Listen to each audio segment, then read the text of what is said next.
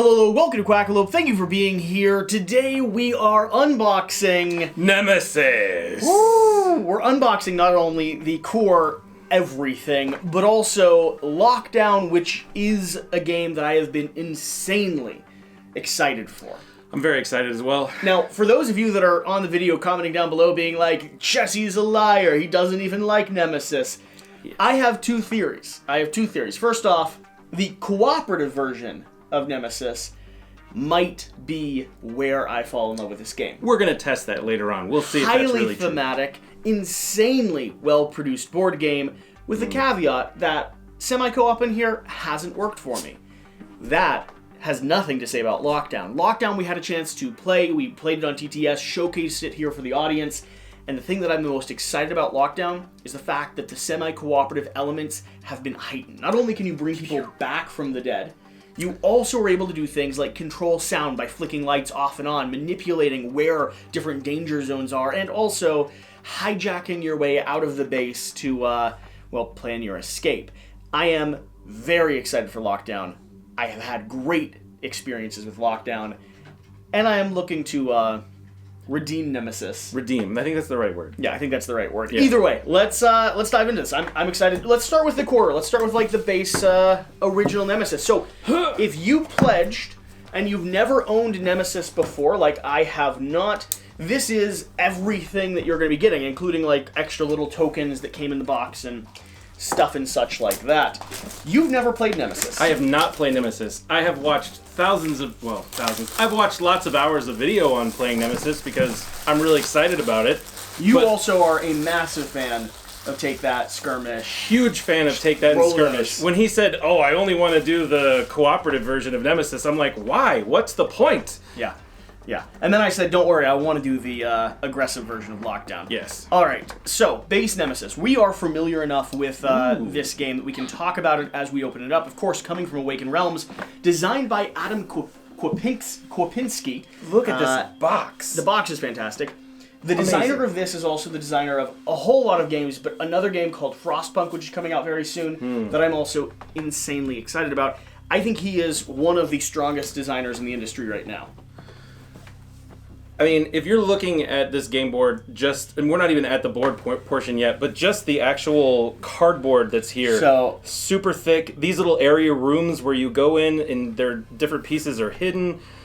Thematically, it's an absolutely beautiful game. Yeah, the thematics of Nemesis is going to be that you're waking up on not an alien spaceship, you're waking up on your own spaceship that has now been potentially infested by alien beings. You've been knocked out, you don't remember where you are, where the different rooms throughout the spaceship are, and how to function. And so you're going to be running as the captain or the mechanic. We have the medic over here, which is a little expansion model and base. There's a scientist, a pilot, different things, but as you're moving through that ship, you're creating noise, and you're making every bad thing that could possibly happen. Those invaders start to appear as you're playing the game. I love the idea of the bag building system within this, where you don't know what's going to come next because you're pulling out little chits to say, oh, well, it's this type of invader that's coming up, so you just have no idea, and the different things that can happen to them. It's just cool. So you're going to be exploring through a spaceship. Now there's two different sides to this map, which will scale depending on the level of difficulty you want. One of them is a little bit more closed off.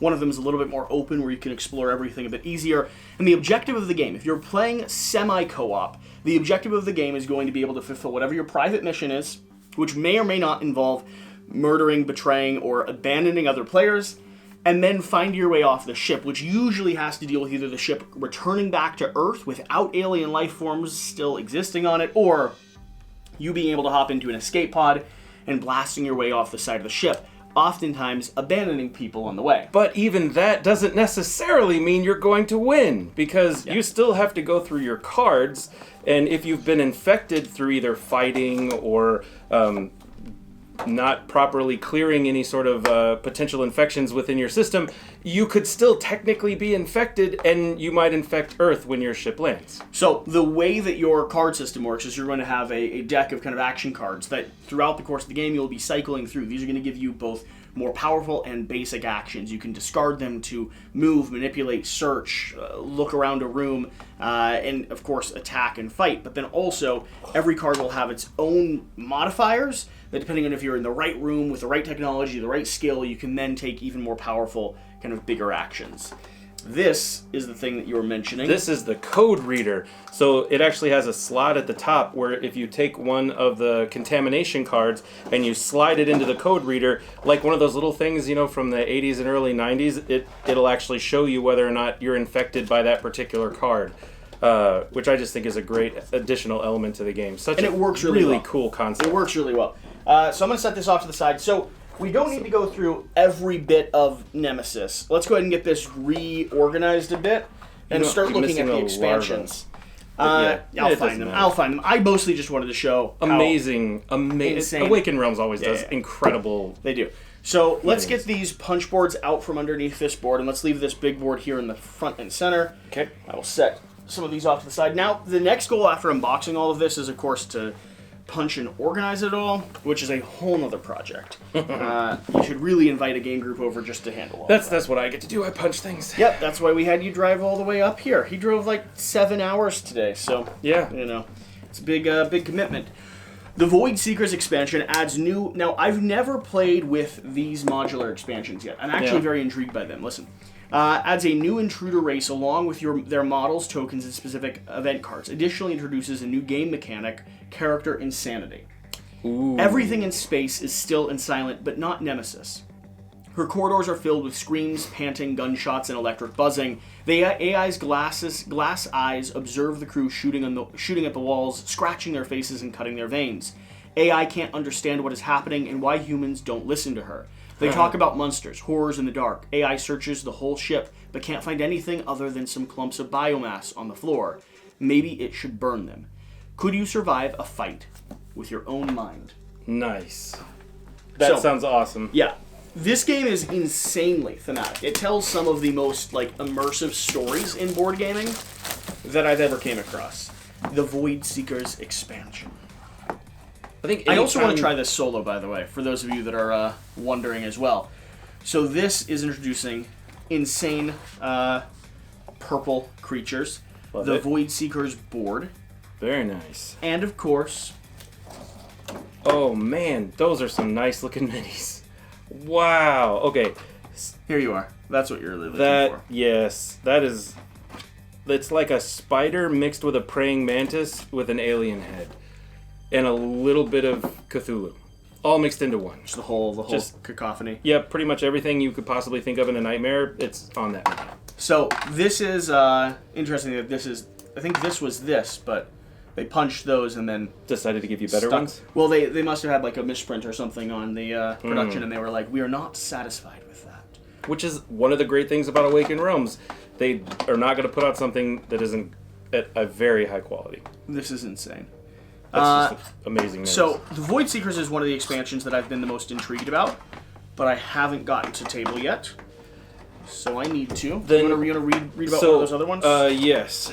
There is the Cranomorph Expansion, which adds a new intruder race, along with models, tokens, and whatnot. You're run away from the cockpit engulfed in flames. You choose the bulkhead behind you to take a deep breath. Finally, some oxygen. But then, you hear a disgusting noise before you. Organic sounds of crushed bones, snapping tendons, and splashing liquids. You go forth carefully and lean out of the corridor. Your heart speeds up. It's a bloodbath out there. Everything is splattered in blood. Monsters devour corpses. And humans.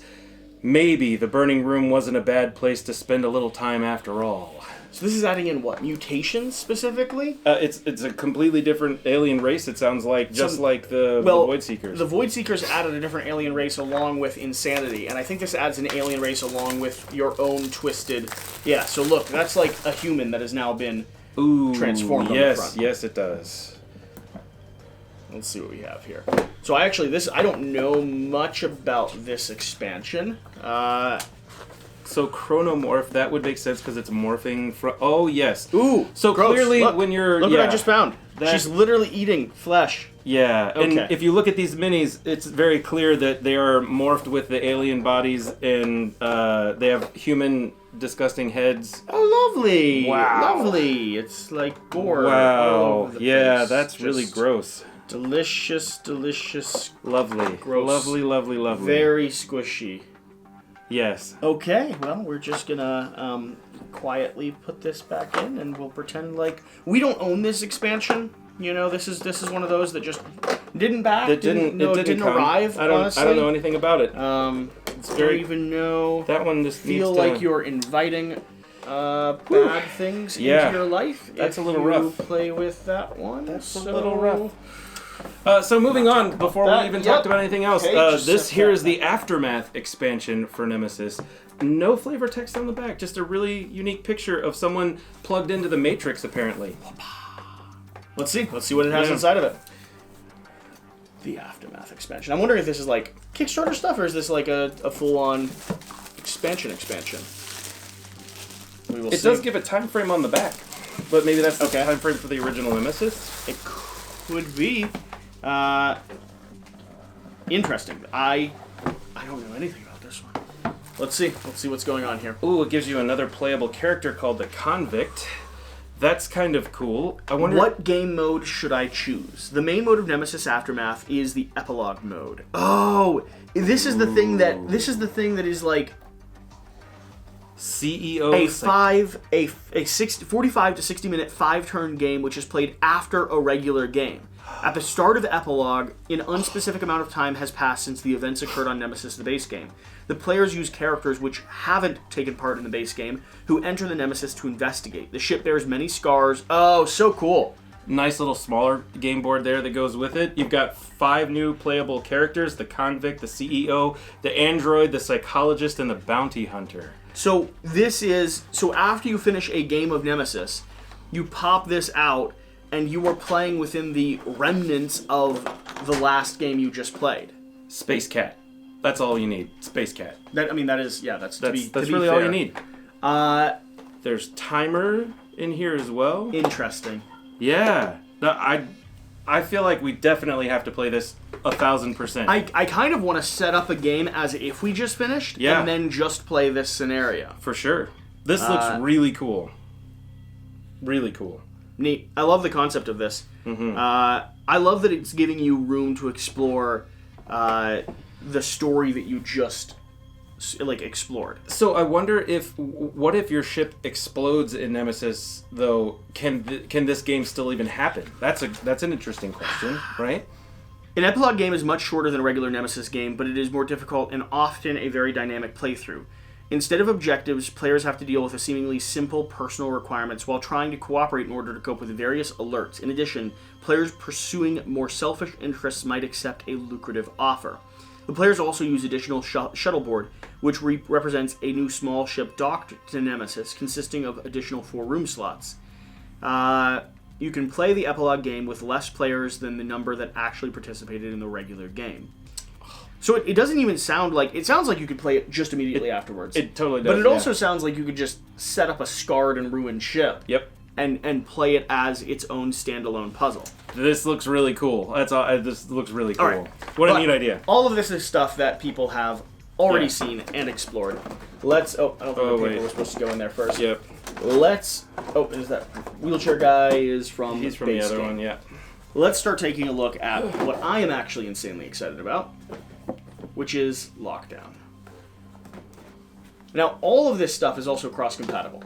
So, characters from here, like Nemesis from here, all of your bad people, all of them can be cross-integrated Yep. into this. And there are specifics for certain ones. You have to adjust something just a little bit here or there. Like especially the pilot, I believe, in regular Nemesis, one of her abilities and stuff, but overall still really cool. So Lockdown. Lockdown is as if your ship just went to a Mars base, and that base is now infected. You've got a hierarchy of elevators, you're going to be going up and down, you're going to be turning lights on and off, and it gives you a lot more control, in my opinion, over some of the core Nemesis mechanics. For instance, in this base game, one of the biggest problems I've had, and that other people have had, is that noise escalates in the hallways and there's no way to mitigate for that. At a certain point, every hallway is just dangerous.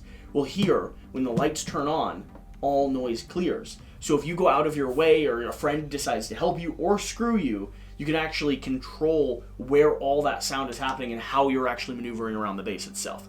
You grab that knife from you. And in addition to that, there's also a second side of the board which allows you to do more stuff on the surface of Mars, which creates its own unique enemies and frustrations, because pretty much every event card you draw for the surface of Mars is bad.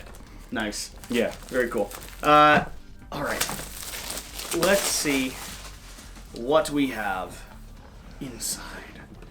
And just again, scenes on every side of the box.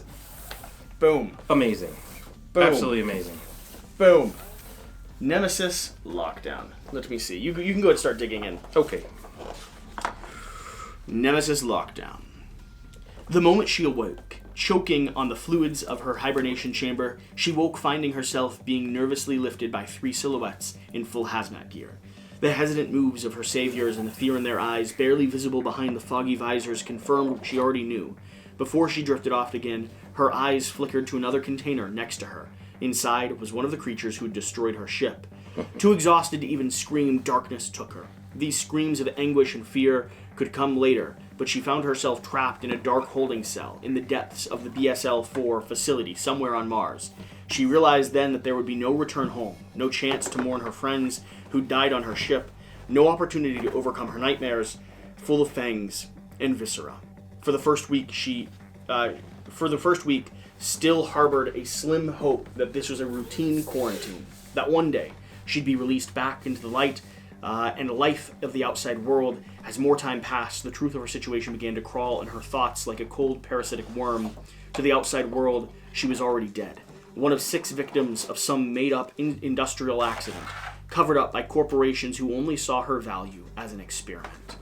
Oh, it's so good. Going deep into that corporate line of things. I love it. So good. There's so much of that story left. So, this is the actual outside of Mars, right? That you've just flipped onto. Well, this is the different levels. There's 3 different levels here, and then this is your outside of Mars. If you go onto the other side of the mat, you'll actually see the outside, more of the outside options, with different trails and things that you can take. Oh, nice. So here there's a whole bunch more different pods and things where you go, and if you're pulling different pieces, your event cards, you actually have Mars outside event cards that pretty much are always bad. This is the elevator system that'll be transporting you up and down, and lights turn off in blocks here. So you can see the red block, blue block, yellow block, and as power goes on and off and everything's flickering, you'll have creatures that are leaving, coming, expanding. Sweet. What do we have? All the little doohickeys. Now, these are going to be the same that you get with classic Nemesis. These apparently have been sun-dropped. Yeah. So, our Lockdown version here is going to have the stone brown. We're going to have all of our little minis. Now, if you're not familiar with Nemesis, or Awakened Realms as a core concept, Sundrop is almost, if not always, consistently worth it.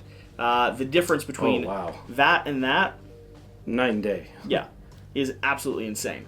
Wow, yeah. That literally is an amazing difference. I didn't think it would be that big. If you're not going to take the time to paint them yourself, then it's 100% worth it. It's worth it to get them touched up. Amazing. They look insane. They really do. And they're totally different models. Well, different models and different mechanics. Yep. Sweet. Unbelievable. Really cool looking stuff. I'm extremely excited for Lockdown. All of these cards and things are just going to be kind of the way that you escalate throughout the course of the game. All the standard stuff, you have your break tokens, your fire tokens, your noise tokens, your beads. All of these are going to be kind of standard in all your Nemesis game.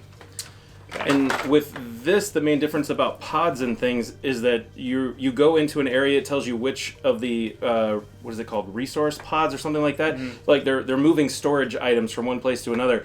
If up on this track you have little pieces that you flip over, if you flip it over and it doesn't say the exact pod that you're in, you basically take a severe wound right away. Yep. And you can only have 3 of those. If you get a 4th one, you die. And one thing that I thought was thematically set really well. In Nemesis, where you're the ship, you're kind of waking up as part of a crew, right? Mm-hmm. You're sort of incentivized to work together. Here, you're not that. Here, you're either prisoners or staff, members at this facility that didn't like each other to begin with, and don't have to like each other throughout the course of the game.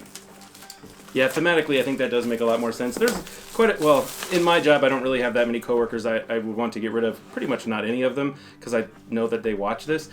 Previous jobs, though, I'm sure I've had quite a few. Yeah, not any now. No, definitely not now. Tim. Is anyone's name Tim? No one's named Tim there, thank goodness. Brad. Nope. New Brads? Nope. Cynthia? Nope. You're getting some really, theoretically normal names, but then you went really not so normal with girls. Cynthia? Cynthia, not. Is that not classic? I mean, it's a classic name, but it's not like Tim or Brad. Gertrude? Now you're going real old school. One of the oldest and largest living things in the face of the earth is a fungus, a colony of Amarilla gacilia. So vast and hypha span over 900 acres of a Michigan forest, it is estimated age of 25,000 years. Its total mass is around 400,000 kilograms. Yet, when we think of alien life, we conjure images of predators and life forms similar to us, independent agents with limbs and senses and their own free will. The species we know as synthroids thoroughly tests. I always read these too quickly, and then I just guess at the name. I read the first words. I think it's Chithrid. Chithrids thoroughly test these assumptions, more related to the armadillas. Sure, armadillos. Than us. Armadillos. Armadillos. Yep. It is nevertheless an extreme threat, born on some distant world where fungoids were the apex predators. In our several known encounters, it proved intelligent enough to anticipate and preempt our moves. Like every good parasite, it can grow through our structures and ships without destroying them, at least not until it means to. Once it begins to grow, it is almost impossible to stop. A single shred of surviving mycelium is enough for an infection to reoccur in mere days. What's worse, various deadly spores and special purpose-built drones the synthrid organism releases proved capable of defeating even the most battle-hardened crews. All analyzed encounters confirm that the only thing that seemed to tip the scale in human favor were heavy-duty environmental suits and industrial flamethrowers. And while the thought of developing chemical agents to combat the synthrids is tempting, I would advise caution. Attempting to study them in a laboratory setting might have consequences far more devastating than losing a single ship every now and then. And with this one, holy cow! Oh, that's cool. It's got its own little Untold Stories number 3. Nice. It's a full-on comic with, I believe, missions at the start of it, right? Yeah, special rules. You can play through this. Do you want to just start a campaign? I mean, it looks really cool. This is actually one of the ones I was really excited about because it's got the beginning part, where you've got larvae and stuff in the original Nemesis. That's here, so cool. You have more of these little basically funguses. I mean, they're just these little pieces. Oh my gosh. And then after you get one of the little fungus pieces, which are these things first, then you get these little boxes, and they have escalating, I can't get one out, but they have escalating numbers on them. So as they get stronger and stronger, they go from 1 die to 3 to 2 to 3. And there's different colors. There's purple and green. So some of your cards will activate the green ones. Some of them will activate the purple ones. And then once they get to a certain point, then you're actually putting down these little rings. And there's no way to kill these. No matter what you do, you can't get rid of them. So there's a time bomb that's ticking constantly on this one. But you still have the bad guys. I mean, you still have big people you have to fight. And there's our rover, which is really cool for the outside area here. This or the Void Seekers are the coolest for me. And then these doors are awesome. Are awesome doors that you can have, and they'll work as or you can break them. Can you? You could. These don't appear to be breakable. Maybe these are the breakable ones? I'm scared of breaking them. Here it is. It's breakable. That's terrifying. So I feel really bad for what I've just done. Right? Cool. I feel That's like cool. that doesn't break though. This one? Probably not so much. No, yeah. Yeah, but that one definitely breaks. So that's really cool. So you can bust the doors open and have a really thematic look to them. You can't close that door ever again because it's completely busted through. It's really unique options. Nice. Love the way that they really integrated some cool stuff in there. Oh, it's the cat again. These are some of the coolest little pustule dice I've ever seen. Yeah. They might be the only pustule dice I've ever seen, to be more specific, but Yes. they are some of the coolest pustule dice I've ever seen. They're really unique. Great. That's an unboxing video. It just show it all off, talk about the game a little bit, get you all excited for what is excited. coming down the line. And now, I think, do we introduce you to classic Nemesis to start with? Yeah. Or do we dive straight into some weird twisted fate with Lockdown? See, the problem is that Jesse doesn't like classic take that version of Nemesis. He really wants to play the cooperative I want to play version. cooperative. And I think that's fine. Yeah, I really want to play this Lockdown version because I think it's gorgeous and it's Cult of the New. But I do want to play original Nemesis. Well, we're going to play both. So we have to play both. The question is, do we start with the classic, or do we just go ahead and I'm not as much into prequels, so I think we have to start with the original one because going backwards I feel would be a disservice to the original because it iterated. Maybe. This is iterated on the great things about the original Nemesis, and it just made it better. Which even you say this is the better version, right? Oh, for sure. Yeah, for sure. So I think we have to play the original Nemesis, cool, but in the cooperative form, and then we'll play this. Cool. Thanks for watching. Thanks for being here. Let us know, what are you excited about? Do you want to see us do a start diving into the untold stories? Because if anything I love, it's going to be integrating way more theme, story, flavor. I love things that give me mission setup, special rules, and that means the scenario is crafted and also different from any other game I'll play. Yep. I think it's the neatest thing. Okay, thank you for watching. Thank you for being here. Whatever the case, whatever you do, remember to do the important thing. Play some games. Just don't trust the voice. Yeah. What are those Corona ones? Those were scary looking.